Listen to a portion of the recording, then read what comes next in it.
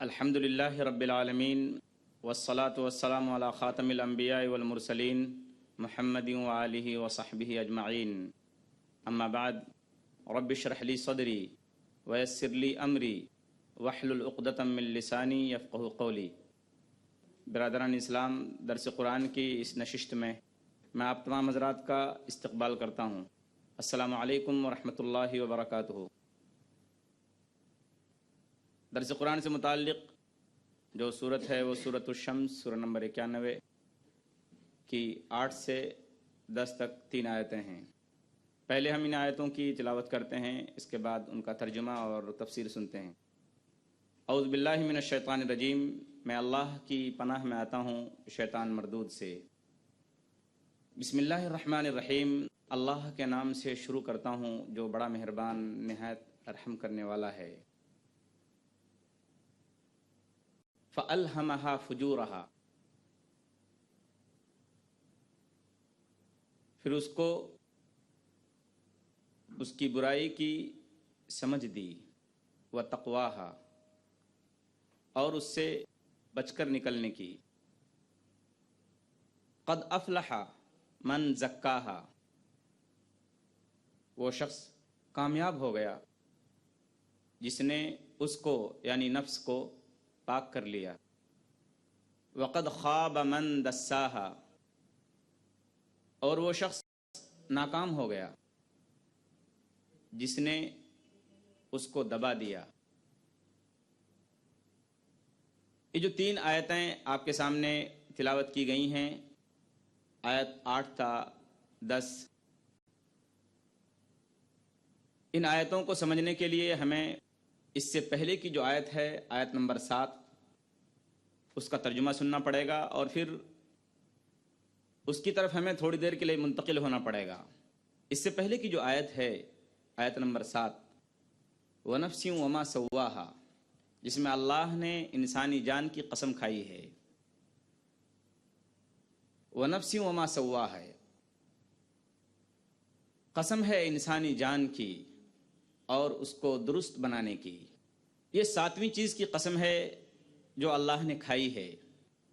اس سے پہلے یہ بات بتائی جا چکی ہے کہ اللہ تبارک و تعالیٰ نے انسان کو صحیح فطرت پر پیدا کیا ہے، صحیح نیچر پر پیدا کیا ہے۔ انسان کا نیچر کیا ہے؟ انسان کا نیچر یہ ہے، انسان کی فطرت یہ ہے کہ وہ ایک مالک کو، ایک پیدا کرنے والے کو اور ایک رب کو پہچانے اور اس کی باتوں پر عمل کرے۔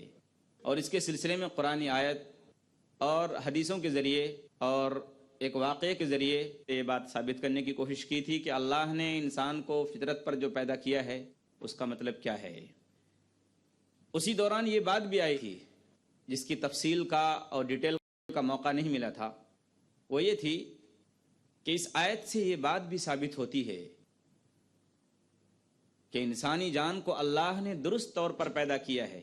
اس سے یہ بھی ثابت ہوتا ہے کہ انسان پیدائشی طور پر گناہگار نہیں ہے۔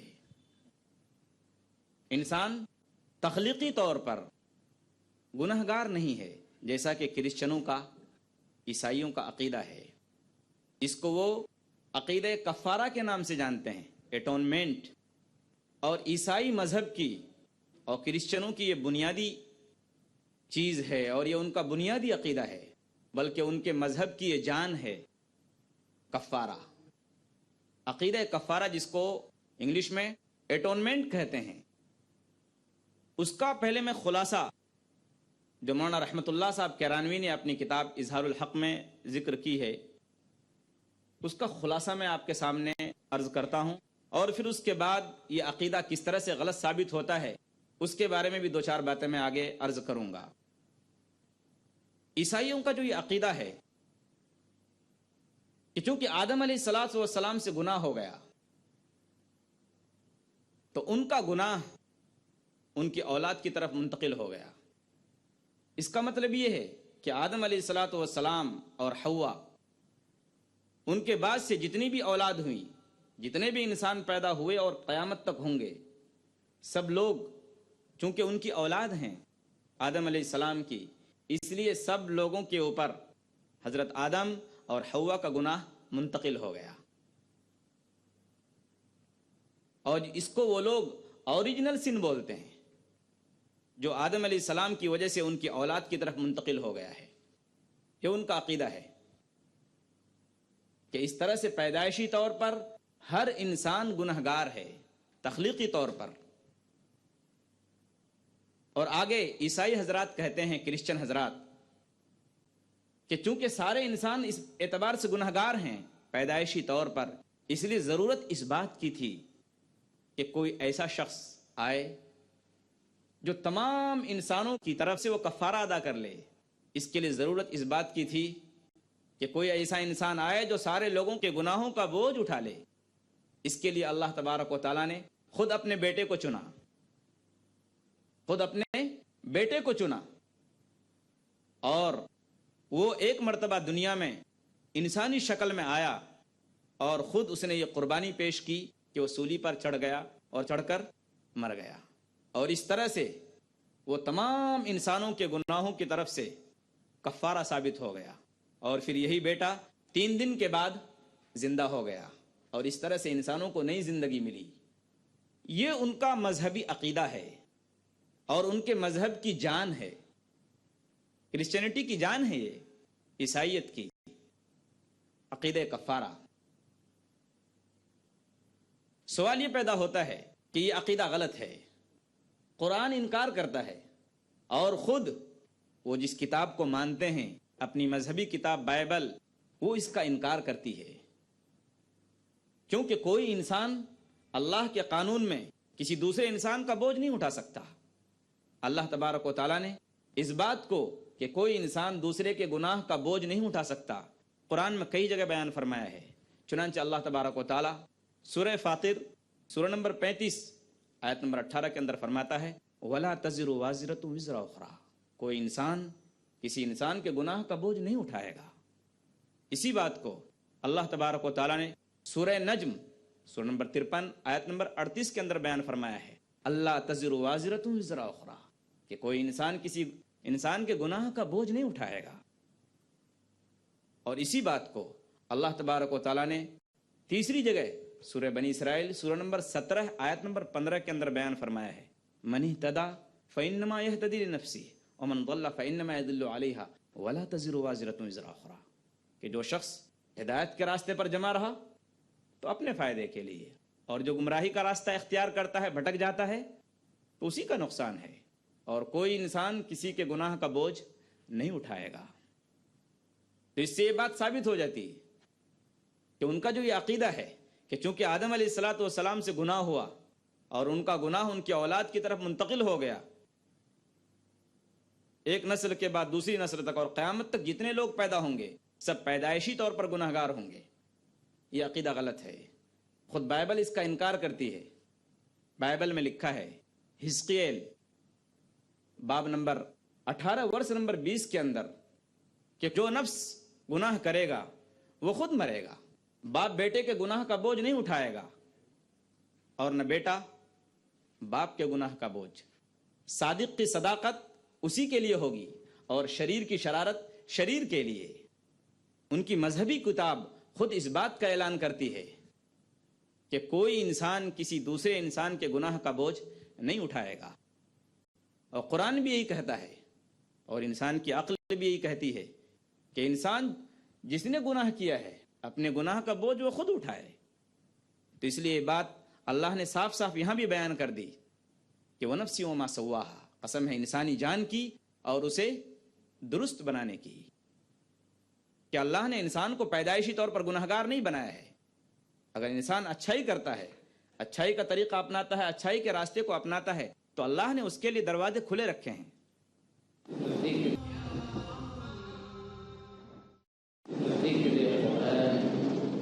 تو اس سے یہ بات ثابت ہو جاتی ہے کہ ان کا جو یہ عقیدہ ہے کہ چونکہ آدم علیہ الصلاۃ والسلام سے گناہ ہوا اور ان کا گناہ ان کی اولاد کی طرف منتقل ہو گیا، ایک نسل کے بعد دوسری نسل تک، اور قیامت تک جتنے لوگ پیدا ہوں گے سب پیدائشی طور پر گناہگار ہوں گے، یہ عقیدہ غلط ہے۔ خود بائبل اس کا انکار کرتی ہے۔ بائبل میں لکھا ہے حزقیل باب نمبر 18 ورس نمبر 20 کے اندر کہ جو نفس گناہ کرے گا وہ خود مرے گا، باپ بیٹے کے گناہ کا بوجھ نہیں اٹھائے گا، اور نہ بیٹا باپ کے گناہ کا بوجھ۔ صادق کی صداقت اسی کے لیے ہوگی، اور شریر کی شرارت شریر کے لیے۔ ان کی مذہبی کتاب خود اس بات کا اعلان کرتی ہے کہ کوئی انسان کسی دوسرے انسان کے گناہ کا بوجھ نہیں اٹھائے گا، اور قرآن بھی یہی کہتا ہے، اور انسان کی عقل بھی یہی کہتی ہے کہ انسان جس نے گناہ کیا ہے اپنے گناہ کا بوجھ وہ خود اٹھائے۔ تو اس لیے یہ بات اللہ نے صاف صاف یہاں بھی بیان کر دی کہ وَنَفْسٍ وَمَا سَوَّاهَا، قسم ہے انسانی جان کی اور اسے درست بنانے کی، کہ اللہ نے انسان کو پیدائشی طور پر گناہگار نہیں بنایا ہے۔ اگر انسان اچھائی کرتا ہے، اچھائی کا طریقہ اپناتا ہے، اچھائی کے راستے کو اپناتا ہے، تو اللہ نے اس کے لیے دروازے کھلے رکھے ہیں۔ اس کے بعد اللہ تبارک و تعالی آیت نمبر 8 کے اندر بیان فرماتا ہے فَأَلْهَمَهَا فُجُورَهَا وَتَقْوَاهَا، اللہ نے اس کو اس کی برائی کی سمجھ دی اور اس سے بچ کر نکلنے کی۔ اس آیت کا مطلب ٹھیک سے سمجھنے کی ضرورت ہے۔ اس آیت کا ایک مطلب تو یہ ہے کہ اللہ نے انسانوں کو اچھائی اور برائی دونوں چیزوں کی پہچان کروا دی، انبیاء علیہ الصلاۃ والسلام کو بھیج کر، نبیوں کو بھیج کر، اور آسمانی کتابوں کو اتار کر، کہ انسانوں یہ چیز اچھی ہے اور یہ چیز بری ہے۔ ایک مطلب تو اس آیت کا یہ ہے۔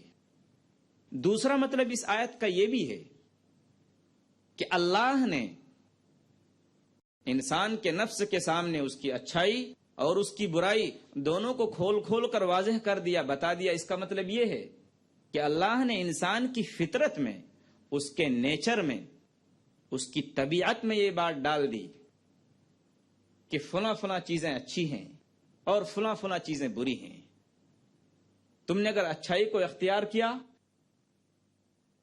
تو تمہارے فائدے کے لیے، اگر تم نے برائی کو اختیار کیا تو اس میں تمہارا نقصان ہے۔ تو اللہ نے انسان کو دونوں چیزوں کی طاقت دے دی کہ انسان اچھائی کو بھی اختیار کر سکتا ہے، اس کو اللہ نے قدرت دی ہے، اس کو اللہ نے اختیار دیا ہے، اور اگر انسان چاہے تو برائی کا راستہ اختیار کرے، اس کو اختیار ہے، اس کو طاقت ہے، قدرت ہے۔ لیکن اللہ نے سمجھا دیا انسان کو کہ اچھائی کیا ہے اور برائی کیا چیز ہے، اور یہ بھی بتا دیا ہے انسان کی یہ فطرت ہے، اس کے نیچر میں اللہ نے ڈال دیا ہے کہ اچھائی اور برائی دونوں ایک جیسے نہیں ہیں، دونوں سیم نہیں ہیں۔ اچھائی الگ ہے اور برائی بالکل الگ ہے۔ یہ اللہ نے انسان کے نیچر میں، اللہ نے انسان کی فطرت میں ڈال دیا ہے کہ دونوں ایک جیسے نہیں ہیں۔ یہیں سے یہ بات بھی ذہن میں رہنی چاہیے کہ جن لوگوں تک اللہ کی بات نہ پہنچی ہو، آسمانی کتاب کے ذریعے یا کسی نبی کے ذریعے جن لوگوں تک اللہ کی بات نہ پہنچی ہو، وہ بھی اللہ کی فطرت کے اس قانون کو سامنے رکھ کر، نیچر کو سامنے رکھ کر کہ اللہ نے ہر انسان کی فطرت ایسی بنائی ہے کہ وہ اچھائی اور برائی کو سمجھے۔ اس فطرت اور اس قانون کی وجہ سے ہر وہ انسان جس تک اللہ کی بات نہیں پہنچی ہے، کسی نبی کے ذریعے یا کسی کتاب کے ذریعے، وہ بھی اس قانون کی وجہ سے اپنے عمل کے ذمہ دار ہیں۔ وہ یہ نہیں کہہ سکتے کہ ہم تک تو کوئی نبی نہیں آیا، ہم کو تو کوئی کتاب نہیں ملی، ہم کو کوئی سمجھانے والا نہیں ملا۔ وہ اللہ کے سامنے عذر نہیں بیان کر سکتے، کیونکہ اللہ نے انسان کی فطرت ایسی بنائی ہے۔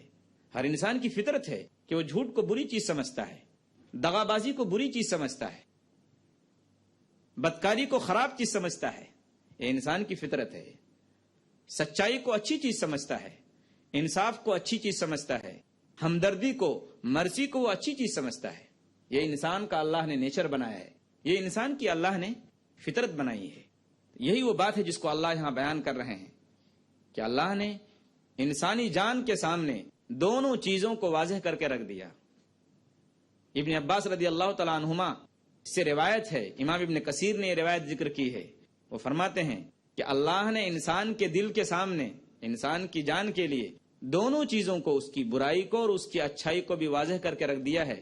اس کا مطلب یہ ہے کہ اللہ نے بھلائی کو اور برائی کو کھول کھول کر بتا دیا، اور بتا دیا کہ دونوں چیزیں برابر نہیں ہیں، یکساں نہیں ہیں، سیم نہیں ہیں۔ اس کے بعد آگے اللہ فرماتا ہے قد افلح من زکاہا، وہ شخص کامیاب ہو گیا جس نے اپنے نفس کو، اپنی جان کو پاک کر لیا۔ پاک کرنے کا مطلب کیا ہے؟ اسلام نے سادہ اور دو دو چار کی طرح اس بات کو سمجھایا ہے کہ پاک کرنے کا مطلب یہ ہے کہ سب سے پہلی بات تو یہ ہے کہ انسان اپنے آپ کو کفر سے پاک کرے، شرک سے پاک کرے، سرکشی اور بغاوت سے اپنے آپ کو پاک کرے، اپنی جان کو، اور برائی کے راستے کو چھوڑ کر اچھائی کے راستے کو اختیار کرے، نافرمانی کے راستے کو چھوڑ دے اور فرما برداری کے راستے کو اختیار کرے۔ جن چیزوں سے اللہ خوش ہوتا ہے ان چیزوں کو اپنائے، جن چیزوں سے اللہ ناراض ہوتا ہے ان چیزوں کو چھوڑ دے۔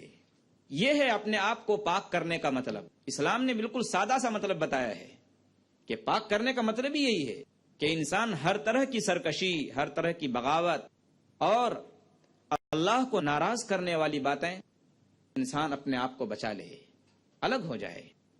کسی شاعر نے ایک شعر کہا ہے کہ انسان اس کی راہ میں ثابت قدم رہے۔ شاعر غیر مسلم ہے لیکن بات بہت اچھی کہی ہے اس نے کہ انسان اس کی راہ میں ثابت قدم رہے، یعنی انسان اللہ کے راستے میں، اطاعت و فرما برداری والے راستے میں بالکل جمع رہے، ڈٹا رہے۔ گردن وہی ہے امر رضا میں جو خم رہے۔ گردن وہی تو ہے اصل گردن جو اللہ کی بات کے سامنے ہمیشہ جھکی رہے۔ وہ گردن بھی کوئی گردن ہے جو پیدا کرنے والے کے سامنے نہ جھکے، جو پیدا کرنے والے کے بجائے دوسرے کے سامنے جھکے، وہ گردن نہیں ہے۔ گردن وہی ہے امر رضا میں جو خم رہے۔ وہ گردن صحیح معنی میں گردن ہے جو اللہ کی بات کے سامنے جھکی رہے۔ اور ہم اپنے آپ کو مسلمان کہتے ہیں، اس کا مطلب بھی یہی ہے کہ ہم نے اپنی تمام خواہشات کو، تمام چوائس کو، تمام تمناؤں اور آرزوؤں کو اللہ کے سامنے رکھ دیا ہے۔ اب ہماری کوئی چاہت، کوئی چوائس، کوئی خواہش، کوئی پسند اور کوئی تمنا اور آرزو نہیں ہے، بس اللہ نے جیسا کہا ویسا ہمیں کرنا ہے۔ اللہ تبارک و تعالیٰ نے اس بات کو دوسری جگہ بھی بیان فرمایا ہے۔ سورہ اعلیٰ، سورہ نمبر 87 آیت نمبر 14 کے اندر اللہ فرماتا ہے قد افلح من تزکا، وہ شخص کامیاب ہو گیا جس نے پاکیزگی اختیار کی، جس نے اپنے دل کو گناہوں سے، برائیوں سے، آلائشوں سے اور گندگیوں سے پاک کر لیا۔ اور حضور اکرم صلی اللہ علیہ وسلم نے کتنی بہترین مثال ایک دعا کے ذریعے سمجھائی ہے۔ یہ دعا ہے، صحیح مسلم کی روایت ہے، حدیث نمبر 6906۔ نبی کریم صلی اللہ علیہ وسلم یہ دعا کرتے تھے، ہمیں بھی یہ دعا کرنی چاہیے۔ اللہم آتی نفسی تقواہا، کہ اے اللہ مجھے میرے نفس کا تقوی عطا فرما، میرے نفس کو برائیوں سے پاک کر دے۔ وزکیہا انت خیر من زکاہا، اور اے اللہ اس نفس کا تزکیہ فرما، اس کو ہر طرح کی برائیوں سے، آلائشوں اور گندگیوں سے پاک فرما۔ انت خیر من زکاہا، آپ بہترین پاک کرنے والے ہیں۔ انت ولیہا و مولاہا، آپ اس نفس کے، اس جان کے ولی ہیں، مالک ہیں، اور اس کے کارساز آپ ہی ہیں۔ تو اسلام نے صاف صاف مطلب بتایا ہے کہ نفس کو پاک کرنے کا طریقہ یہ ہے کہ انسان برائیوں سے اپنے آپ کو پاک کرے، بغاوت کا راستہ اختیار نہ کرے، سرکشی کا طریقہ نہ اپنائے۔ یہ سیدھا سادہ مطلب ہے۔ اسلام میں رہبانیت کی گنجائش نہیں ہے کہ انسان اپنی اولاد کو، سب کو چھوڑ کر کسی پہاڑ کے کھوہ میں جا کر چھپ جائے اور وہاں اللہ اللہ کرے۔ تپسیا نہیں ہے، یہ اسلامی چیزیں نہیں ہیں، یہ شریعت سے ٹکرانے والی چیزیں ہیں۔ اسلام انکار کرتا ہے ان سب چیزوں کا کہ انسان دنیاوی جھمیلوں میں رہ کر تمام دنیا کی تمام چیزوں کو، جائز چیزوں کو اختیار کر کے پھر اپنے آپ کو گناہوں سے بچا لے۔ یہ انسان کی جوان مردی ہے، یہ اس کی کامیابی ہے۔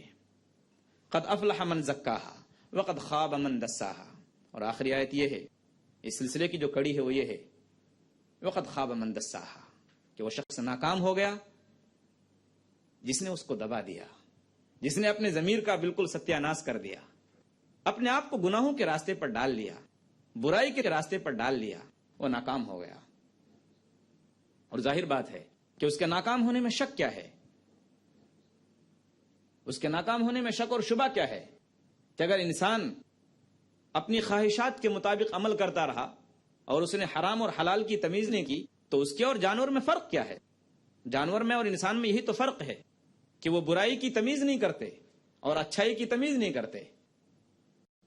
لیکن انسان کو اللہ نے سمجھ بوجھ دی، اس کو عقل دی، شعور دیا، احساس دیا اللہ نے کہ دیکھو فلاں چیزیں اچھی ہیں اور فلاں چیزیں بری ہیں، ان چیزوں کو اپناؤ اور ان چیزوں سے پرہیز کرو.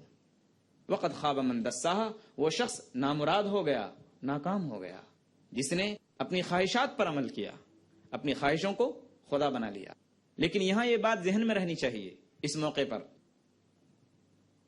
کہ انسان اگر اپنے نفس کو پاک کرنا چاہتا ہے، اپنے نفس کا تزکیہ کرنا چاہتا ہے تو اس کے لیے اس کو اللہ کی توفیق ضروری ہے. اللہ کی توفیق کے بغیر کوئی چیز نہیں ہو سکتی. لیکن یہ بھی بات یاد رکھیے، اللہ کی توفیق اسی کو ملے گی جو شخص اس کے لیے کوشش کرے گا. جو شخص کوشش کرے گا کہ مجھے اللہ کی عنایت ملے، اللہ کی مدد ملے، مجھے اس کام پر اللہ کی مدد کی ضرورت ہے، جب وہ قدم بڑھائے گا تو اللہ کی طرف سے مدد آئے گی. ورنہ صرف یہ سوچ لینا کہ نہیں میں اللہ کی ضرورت کا مستحق ہوں اور مجھے اللہ کی مدد ملنی چاہیے، جب تک انسان اپنی کوشش کا قدم نہیں بڑھائے گا اللہ کی طرف سے کوئی ایسی مدد آنے والی نہیں ہے. اس کو اللہ تبارک و تعالیٰ نے سورہ روم سورہ نمبر 30 آیت نمبر 69 کے اندر بیان فرمایا ہے، 69 کے اندر، والذین جاہدوا فینا لنہدینہم سبلنا، کہ جو لوگ ہمارے راستے میں کوشش کریں گے، جد و جہد کریں گے، ہم ان کے سامنے راستے کھولتے چلے جائیں گے. تو اگر جو شخص یہ چاہتا ہے کہ اپنے نفس کو پاک کرے گناہوں سے، آلائشوں سے اور گندگیوں سے، غلاظتوں اور نجاستوں سے، اس کے لیے ضروری ہے کہ وہ کوشش کا پہلا قدم بڑھائے. کوشش کا پہلا قدم بڑھائے. جب کوشش کا پہلا قدم بڑھائے گا تو اللہ کی مدد اس کے سامنے ہوگی. اسی پر اپنی بات ختم کرتا ہوں. وآخر دعوانا ان الحمدللہ رب العالمین.